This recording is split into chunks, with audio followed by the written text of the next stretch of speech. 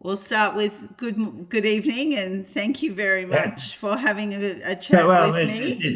it's good to be with you, Belinda. And can I congratulate you on deciding to run as an independent for the seat of Fadden? And I want to wish you well and hope that on election night you're celebrating a victory. And I've had a great conviction for a number of years now that political parties in Australia that used to have a lot of members and represented the people are now controlled by a tiny group of people, even at branch level, and they're not representative. And I believe we need a person who's independent of a political party, who knows the suburb, who's aware of the people, and who can respond to their needs. And so I'm a passionate sponsor of independent candidates, and having followed you on Twitter and noticed you got 50,000 followers, I think that you can make a big impact. So thanks for calling me, Belinda. Thank you so much, Everald. I've I've come to the same understanding that independents are truly representative of the community. I've been a local for over 30 years, and I love my Gold Coast community, and we've got a wide and varied community in Fadden. You've got from very high socioeconomic areas to very low socioeconomic areas. We've got hardworking Australians, and we've got small business operators trying to do their best, and we've got tourism, and with manufacturing, we've got everything in Fadden. And I intend to be a true representative, and I think it's fair to say the people of Fadden haven't had good representation for a very, very long time.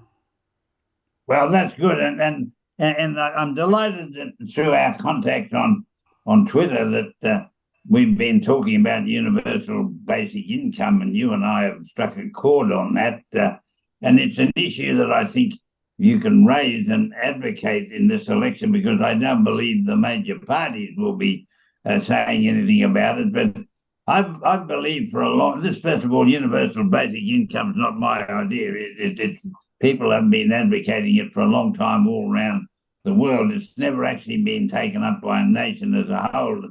It's been taken up by provinces within nations like Manitoba in Canada and a province in Finland or whatever. It doesn't work properly unless you have the whole nation involved. And I believe the people of the Fadden would be interested in having someone in Parliament who's going to advocate this. The problem has been with welfare is there's always been a stigma attached to it. You know, you're a pensioner, you're Yes, an unemployed person, you're a deserted mother, yes, whatever. And there's been a stigma that you're dependent on the community. And a universal basic income removes all that, because every person who's registered as a voter in the country and votes, actually, they got to vote so they're verified as a person. Every one of them gets every month a basic income check or remittance from the government. And it's yes, usually a figure, something better than the age pension, but it means that everybody gets it without applying, and you don't and you can do with it whatever you want. And it means that you're not labelled as being unemployed, because everybody's getting this. You don't have to go to Centrelink. You don't have to line up. It's something that everyone gets. And of course, there's a cost attached to that. But wealthy people who don't want it are encouraged to give their money into a special sovereign fund the government sets up for people who don't want it, and that accumulates and is used for social purpose. But it means that everyone can handle any crisis in life, because they know no matter what happens to them, there's going to be a check from the government every month of an amount which enables them to live above the poverty line.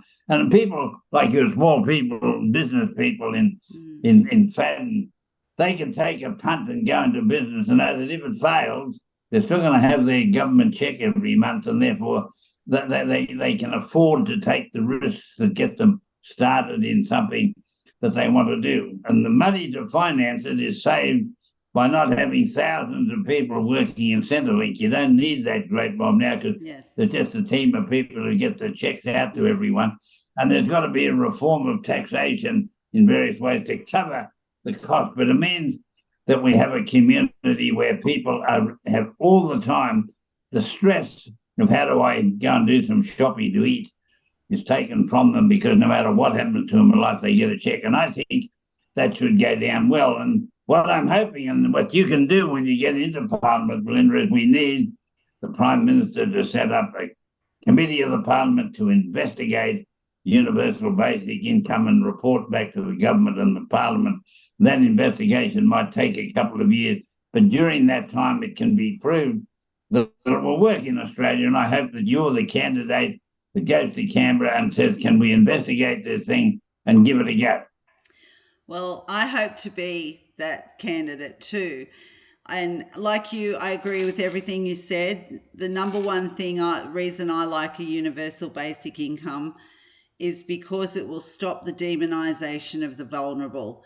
And those Exactly. people in the media who like to name call people who access social security are just punching down on people when they're at their most vulnerable. And like you say, getting that check every single month, it stops the prince and pauper lifestyle. And I know in my personal experience, I'll go all right for a bit, and life happens, and all of a sudden you go down, and then you've got to climb back up again. And then in this constant throughout life, prince pauper, you don't have that even keel, that solid base on which to just build a life from on.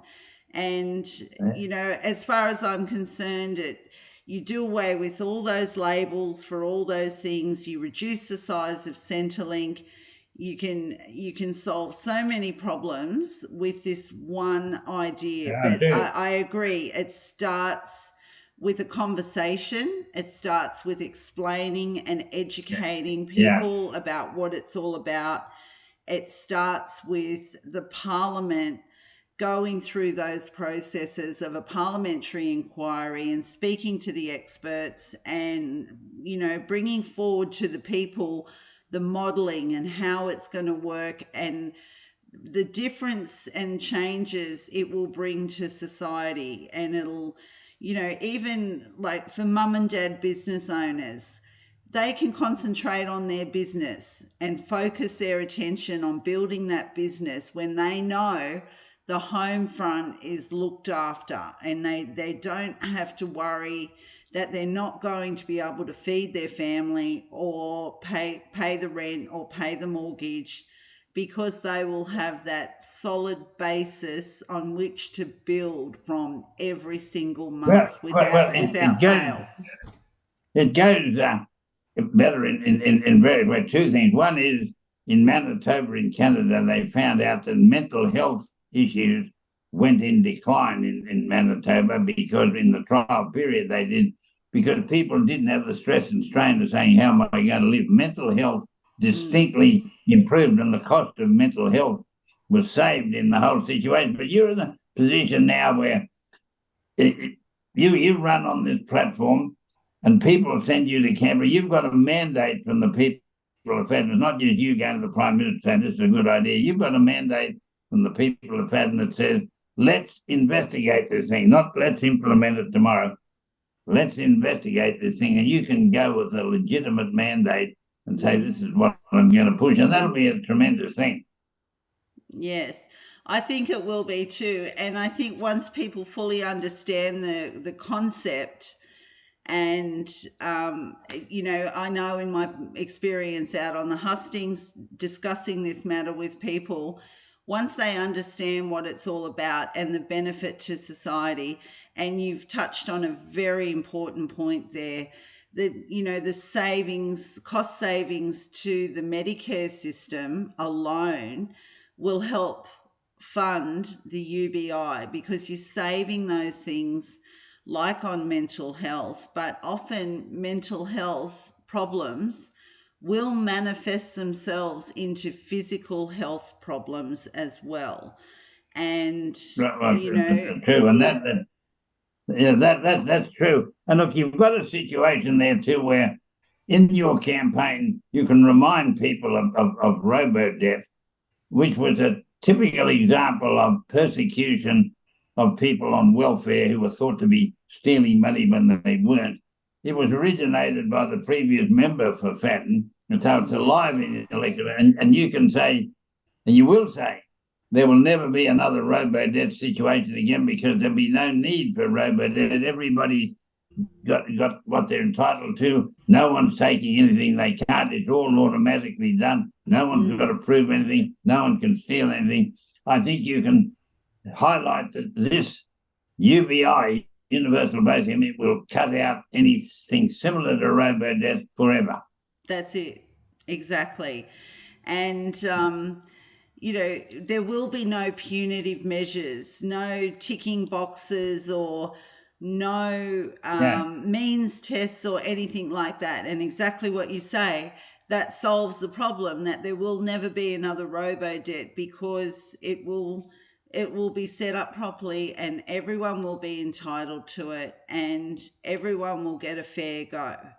And, because I know I'm the mother of a robo debt victim, and thankfully I still have my son.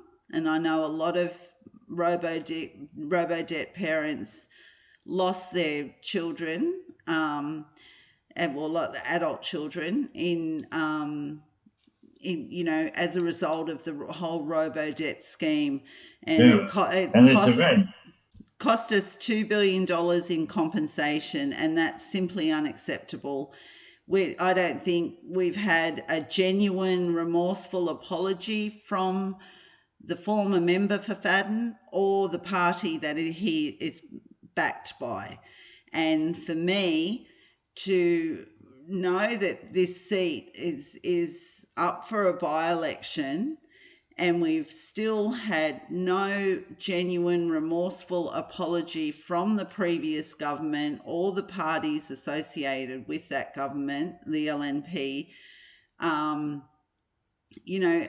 think that's a dreadful state of affairs, and you cannot fix a problem unless you acknowledge it and then you start building and start taking responsibility for it and trying to fix the problem. And we've heard nothing. There's no remorse, and it was a dreadful program. It was illegal, and a lot of people were, really harmed substantially. The most vulnerable in society, they've had money taken from them.